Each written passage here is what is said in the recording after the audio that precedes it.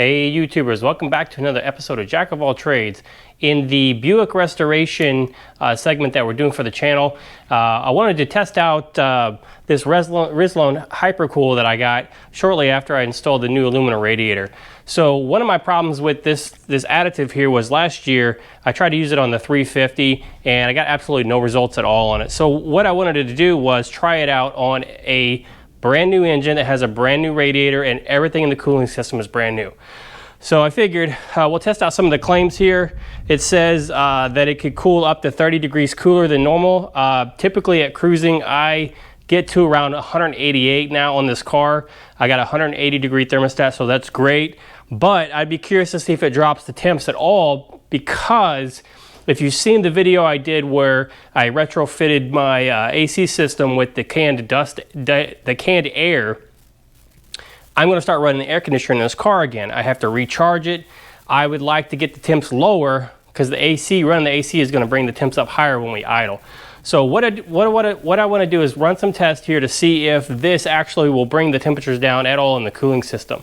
Now, if you're having problems with your cooling system, it's probably not going to be near as bad as it was for me last year, where I had a 50-year-old engine, a 50-year-old radiator. Everything was way compromised in that system, had solder bloom, it was kind of clogged partially. So that was a worst case scenario, and this did not help at all. Some things that you could do though is you could check your timing, all right? Retarded timing is not going to do very well for your heating, okay? That'll actually make things worse. You usually need a fan shroud if you're running a conventional fan, and also you want to make sure your fan shroud's in the proper distance inside the shroud, okay? Sometimes if it's too far in or too far out, it actually may not be useful at all. And also your radiator could be blocked, it could be leaking. If your system can't build up pressure properly, then that would possibly cause overheating. So anyway, I want to try this on the new system here. We're lucky here in Florida, it's like 93, 94 almost every day. So what I'm going to do is I'm going to test it out one day, and we're going to run it, and I'm going to run it probably 40 to 50 miles an hour cruising, and we'll check the temperatures there after the engine's completely warmed up. We'll probably do that for like 15 minutes. I'll stop and let it idle for about 3 minutes, okay? And then we'll check the gauge temperatures, and then we'll check the intake and one of the heads, the temperatures there, and compare them with Rislone. So right now I'm running straight water.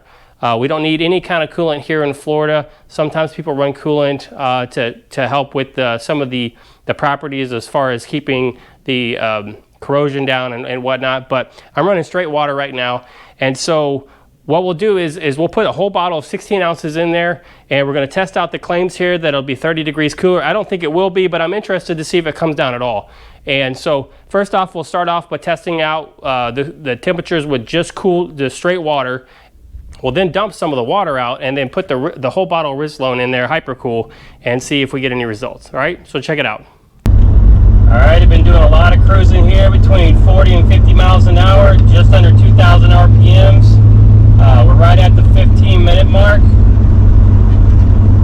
I don't know if you can see that or not, but it looks like we are running just under 190 degrees. Again, I let the car warm up, then ran it for 15 minutes here at cruising speed, and this is where we're at right now. Now we need to check the temperature for idle, so I'm going to let it idle for 3 minutes. All right, here we are at the 3-minute mark. We've been idling. Don't know if you can see that. Been idling for 3 minutes. It looks like it was climbing quite a bit, and it stopped right before 200 degrees. It's at 199, 198 right now. Let's go take the temperatures under the hood.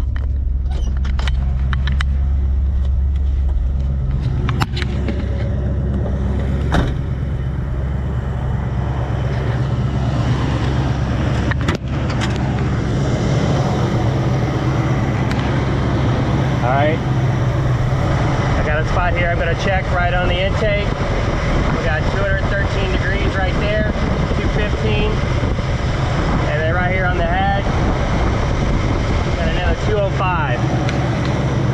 All right, so we're going to go ahead and try the additive. We're going to let the engine cool down, take it home, let it cool down, add the additive, and do this test one more time to see if we get any results. All right, so we ran the car there. It got really hot. And I mean, it didn't overheat the engine. It's just really hot to drive the car right now this time of the year with without air conditioning. That 60-degree-mile-an-hour AC with the windows down just ain't quite cutting it with the vinyl seats. So anyway, we ran it about an hour ago. It was 94 degrees outside. I brought it into the garage, stuck a fan on it. Everything's cooled down pretty well. I think I can open this up, we'll see. But anyway, I'm gonna fill this mason jar up with 16 ounces, all the way to the top of 16 ounces, and then we'll dump the Rislone in, and we will see exactly how it does. Something I wanted to point out, it shows here that running straight water, that it actually says 219 degrees Fahrenheit, which that's pretty high. If I was running 219 with just cruising around, that's going to be too hot for me. So their numbers they have on the back are kind of inflated. It says 189 with water and super cool. That's kind of where I'm at right now. So we'll see if it brings it down from that any at all. Looks like it's still warm. All right, well, we'll let it wait a little bit longer. All right, so take two. I'll let it sit a little bit longer. It's kind of hot. It's kind of hard in this garage because it's so hot. Things don't cool down quite as quickly as you'd think they would. So there's still a little bit of pressure still left in the system. All right, so straight water. Looks a little murky.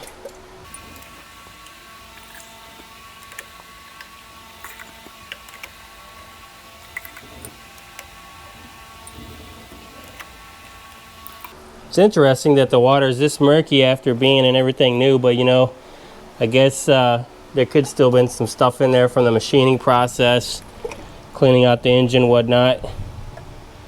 Radiator was brand new. I did reuse one of my hoses.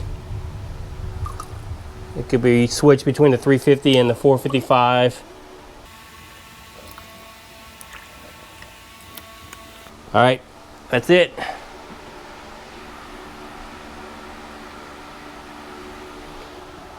There we go. Looks like lemonade. Smells like water. All right, so this stuff doesn't have any solids in it at all, so it's just like you don't even have to shake it up.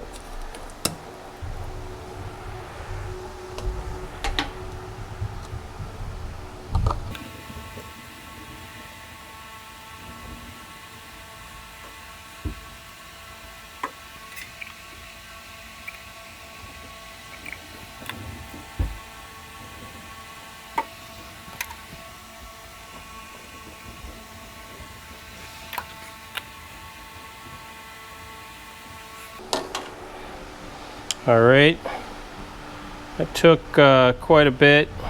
There's only 4 ounces left.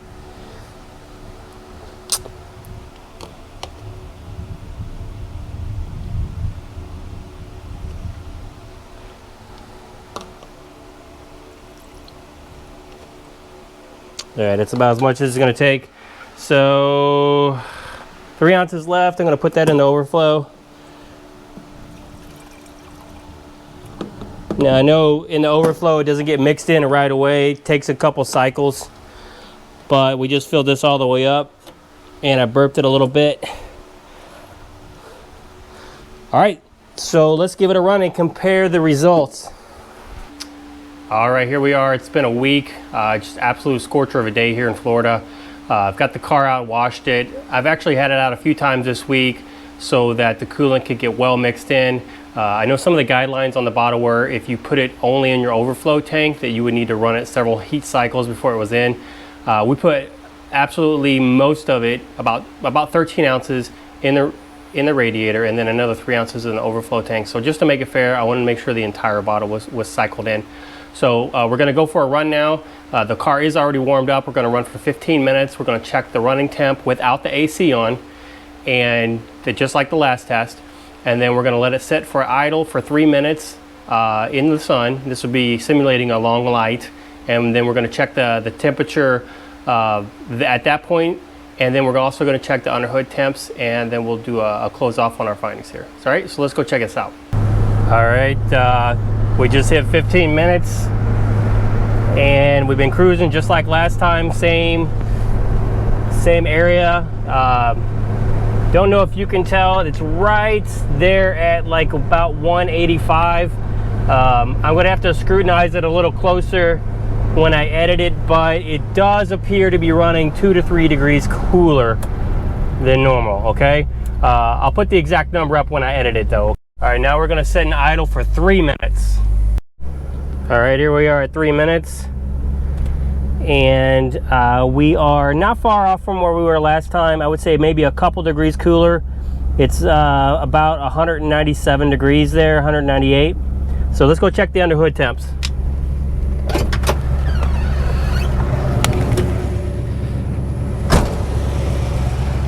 Whew, feels good to be out of the car.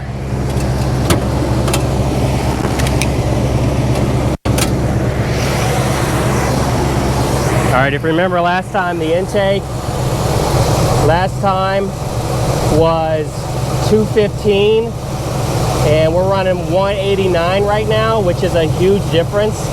That's a big chunk.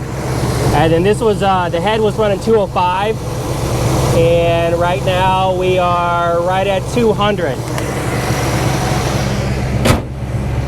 All right, so even though the gauge inside the water temp gauge was showing only maybe a 2 or 3 degree temperature, the intake is much cooler, like 15 degrees, and the head is cooler as well. So I'm going to run through all these numbers whenever we're looking, whenever I do the editing, and I'll put all the exact numbers up and put them on the screen for you to see. But let's go ahead and clear this up in the garage. All right. All right, so what do you think? Gimmick or not? It's hard to say, honestly. I can tell you it did come down a couple degrees in the cruising temp, so we were running about 189 without the coolant, and then it went down to about 186, 187 with the additive, with the hypercool. That wasn't really significant. I know they got some pretty big claims on the bottle. I wasn't really expecting that anyway. But a couple degrees I'll take, especially since, you know, this is only a few bucks. What was really surprising was that the intake temps had really gone down quite a bit. We were at 215 degrees the first time, and it went all the way down to like 189. So that's like 26 degrees temperature swing right there. So I'll take that. I mean, honestly, that in itself, if the intake's cooler, the air's cooler, you're getting more horsepower slightly. For what you got there, so more bang for the buck as far as that goes. The head temps was a little bit cooler. They said under their claims was reducing head temps by 75 degrees, but of course they used that up to in there to kind of, you know, it could be 1 degree and it would still be a benefit. But anyway, I think it's worth it. Like I said, it's only like $8. So it's going to help me out here in Florida. What it amounts to for me is that I can run my AC now and cruise and sit at lights, and my temperature really doesn't go up any more than it was previously before the coolant additive. So it just gives me a little more peace of mind with keeping the engine cool. Anyway, I hope you liked the comparison there. Hopefully, you know, if you're looking at getting this, maybe to help you decide. But anyway, stay tuned for more videos on this channel for the Buick. I still have a number of things I'm doing for the restoration. But anyway, if you liked the video, hit that like button and subscribe for more videos in the future. All right, take care and goodbye.